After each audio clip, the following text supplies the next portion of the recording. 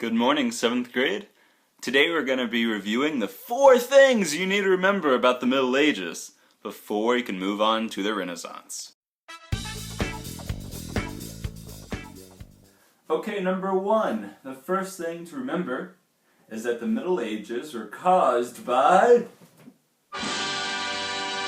barbarian invasions. The barbarians came and they invaded Rome, which was a great empire. They destroyed it. It collapsed, and with it, all the scientific achievements and philosophies and art of Rome was lost. And these barbarians didn't treasure it and didn't keep up with the same learning that the Romans did, and people were in a bad place.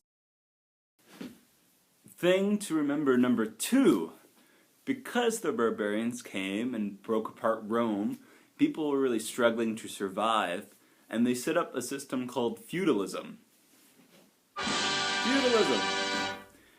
Feudalism had 3 types of people. They had peasants, they had knights, and they had kings. This system of peasants, knights, and kings is what kept people going. The peasants farmed, the knights protected, and the monarchs ruled. While it was effective, it wasn't really nice for a lot of people, and a lot of people didn't like it. The third thing to remember, number 3, is the church was really powerful. Because society fell apart and a lot of the systems people had fell apart, the church became a vital part of culture and society.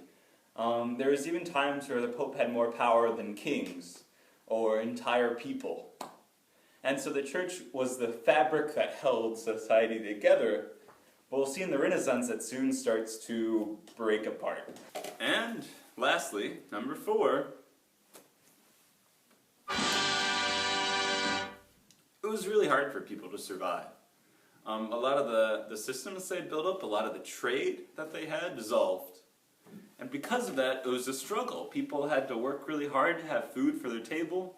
They had to work hard to protect themselves from neighboring kingdoms who might come and steal their food. It's just a lot of hard work. People that didn't have much time for art, or for music, or for creativity as a whole, because they were putting their whole selves into trying to survive.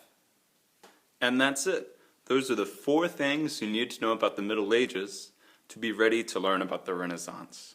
We're going to take these 4 things and look at them and see how the Renaissance built upon the idea, how they transformed the idea, how they changed the idea, how they completely wiped out the idea, and all of the above. I look forward to learning about these 4 things even more with you guys and continuing this unit on the Renaissance.